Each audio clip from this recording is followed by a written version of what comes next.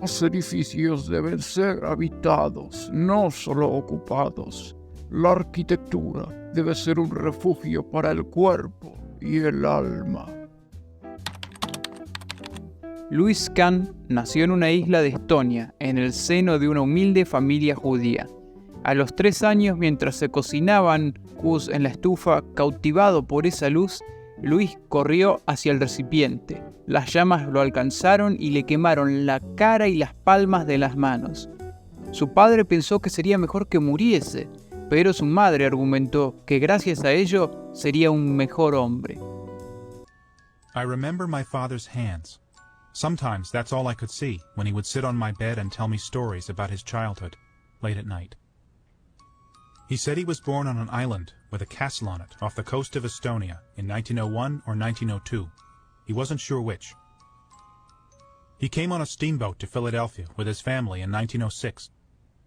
They were very poor, but Lou was good at art and music. His drawings won prizes, and he made money playing piano in the silent movie houses.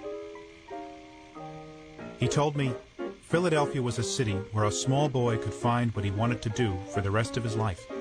He won a scholarship to the University of Pennsylvania and graduated with a degree in architecture in 1924.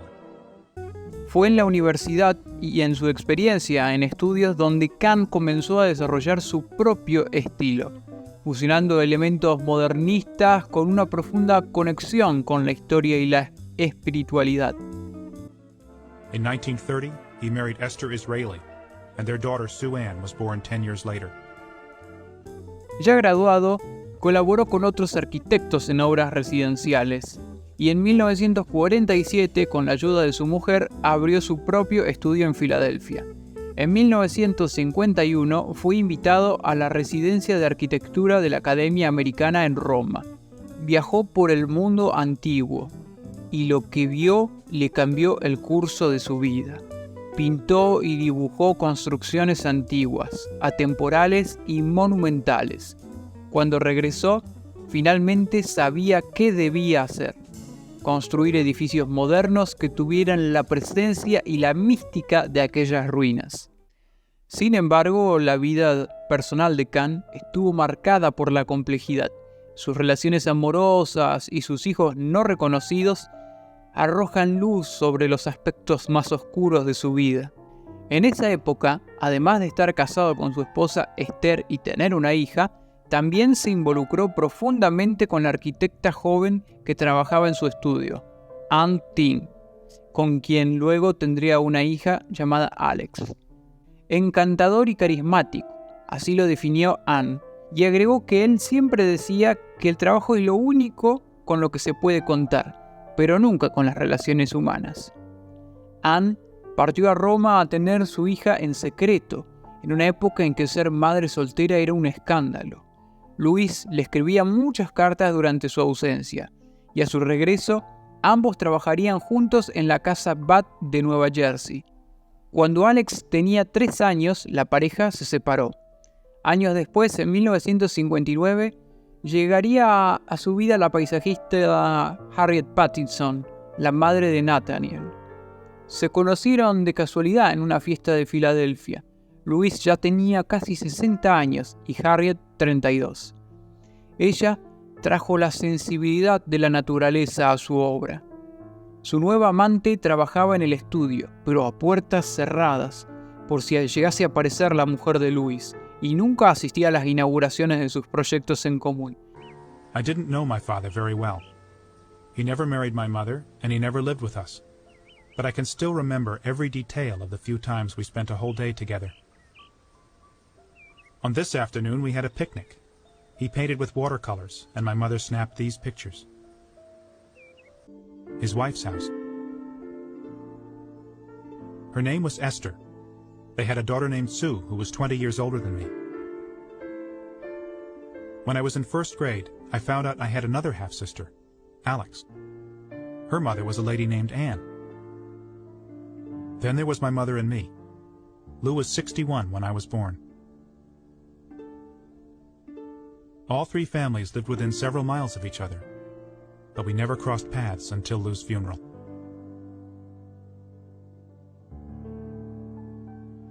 I wanted to ask you, do you think, did anybody know that Lou had 3 families all at once? No.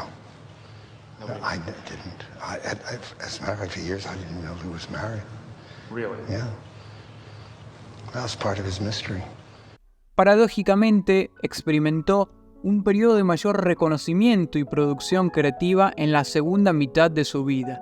Sus obras más importantes las realizó después de los 60 años. Algunas de ellas fueron el Instituto Salk de los Estudios Biológicos de California, en donde Kahn alcanzó la cumbre de su genio arquitectónico. Aquí la luz y el hormigón se combinaron para crear un ambiente de descubrimiento y colaboración científica. Él mismo afirmó que era el primer edificio que estaba realmente feliz de haber realizado. La Casa Esherick en Filadelfia. Aquí, Kahn exploró la relación entre la arquitectura y la naturaleza, creando un hogar que se integra armoniosamente con su entorno, los materiales locales que se utilizaban con maestría para crear espacios que fluyen y que conectan con el paisaje circundante. La famosa biblioteca Phillips Exeter de la Academia de Nueva Hampshire, Kahn creó un espacio de estudio e introspección donde la luz entra en diálogo con el hormigón para crear una atmósfera única de aprendizaje. La materialidad austera se combina con esa sensación de monumentalidad que invita a la contemplación y la reflexión. Y por último, la Asamblea Nacional de Dhaka en Bangladesh, un monumento a la independencia y la identidad nacional. La monumentalidad de la Asamblea Nacional se combina con una cuidadosa manipulación de la luz natural y una materialidad que refleja la grandeza del pueblo de Bangladesh. En Bangladesh, sobre un espejo de agua, los volúmenes del edificio parlamentario y el complejo capital se duplican. Se construyó a mano. Cientos de trabajadores llevaron cestos de concreto sobre sus cabezas, escalando andamios de bambú. Por dentro, su belleza es tan embriagante como por fuera. Sus volúmenes magnos son recortes en el material, que recuerdan a esas construcciones de la antigüedad. La fluidez y la alineación de los espacios es única. Fue el proyecto más ambicioso que le tocó realizar. Se tardó 23 años en terminarlo. Fue inaugurado en 1983, 9 años después de su propia muerte. Almost impossible, a building for a country like ours. In 50 years back, it was nothing, only paddy fields. And since we invited him here, he felt that he has got a responsibility. He wanted to be Moses here. He gave us democracy. He's not a political man, but in disguise, he has given us the institution for democracy, from where we can rise. And that way it is so relevant. He didn't care for how much money this country has, or whether he will be able to ever finish this building, but somehow he has been able to do it, build it here. And this is the largest project he has got in here, the poorest country in the world. It cost so him I his think, life. yeah, he paid his life for this, and that is why he is great, and we'll remember him. But he was also human. Now his failure to satisfy the family life is an inevitable association of great people. But I think his son will understand this and will have no sense of grudge or sense of being neglected, I think. He cared in a very different manner, but it takes a lot of time to understand that. In the social aspect of his life, he was just like a child. He was not at all matured. He could not say no to anything. And that is why we got this building today. No other way to really understand him. But I think he has given us this building. And we feel all the time for him. That's why he has given love for us. He could not probably give the right kind of love for you, but for us, he has given the people the right kind of love. That is important. And you have to understand that. He had an enormous amount of love. He loved everybody. To love everybody, he sometimes do not see the very closest ones. And that is inevitable for men of his stature. Settling.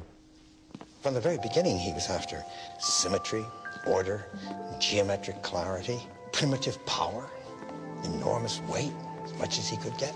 Or like this great monster that stands in the middle of space. So, you know, as I said too, I think before, enduring monuments. He wants it of material that's going to last, which is a permanent work in the world. That's what he's after. Un trabajador incansable, Kant desafió las ideas del modernismo y del posmodernismo. Su vida personal estuvo signado por su carrera profesional y estuvo tan ligada a ella como desligada de sus propios ideales. Fue un viajante imprevisible. Su casa probablemente no era su hogar, pero sí su base. Su esposa Esther fue la única constante en su vida y lo acompañó desde sus 28 años hasta el resto de su vida. El dinero nunca fue importante para él. Él simplemente sabía que era algo que estaba allí. Nunca negoció sus ideales por dinero. No poseía nada y no creía en la posesión de nada. Hasta el punto que en plena crisis del petróleo, su estudio en Filadelfia estuvo virtualmente en bancarrota. Sus colegas tuvieron que hacer una colecta y empezar a vender para poder pagar a los acreedores y así salvar el estudio. Es el 17 de marzo de 1974 que un hombre colapsa en uno de los baños públicos de la estación Penn del metro de Manhattan. He was bankrupt and alone, on his way back home from India. He collapsed in the downstairs men's room in Penn Station, New York. The police couldn't identify him because for some unknown reason, he crossed out the address on his passport. They took him to the city morgue, where he lay unclaimed for 3 days. What was he thinking at the end? Had he seen anyone? Had he talked to anyone? Had he really decided to leave his wife and come and live with us, like my mother said?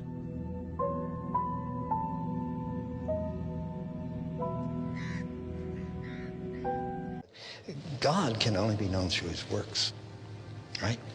And since the Messiah hasn't come yet, the works of any Jewish architect might be the works of God. And you take those pictures of Louis when he's looking into the light, and when he's enjoying silence like this, it makes the hair stand up, because it really is like that, as if he's in some way communicating with this fundamental thing that God is in the work. So it has to be perfect, you see. It has to be perfect. It can't be impatient. It's timeless.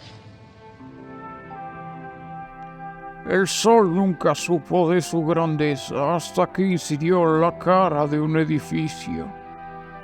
Louis Kahn, el arquitecto cuya obra trascendió lo físico para alcanzar lo espiritual, buscó incansablemente la esencia de la luz y la materialidad. A través de sus creaciones, nos enseñó que la luz inspira y la materialidad es poesía. Su legado sigue brillando como un faro de inspiración y en sus palabras inmortales encontramos la esencia misma de su obra. My father was only 5'6", but he cast a long shadow in New Haven. If you think of brick, for instance, you say to brick, "What do you want, brick?" And brick says to you, "I like an arch." And if you say to brick, "Look, arches are expensive, and I can use a concrete lintel over you. What do you think of that, brick?" Brick says, "I like an arch."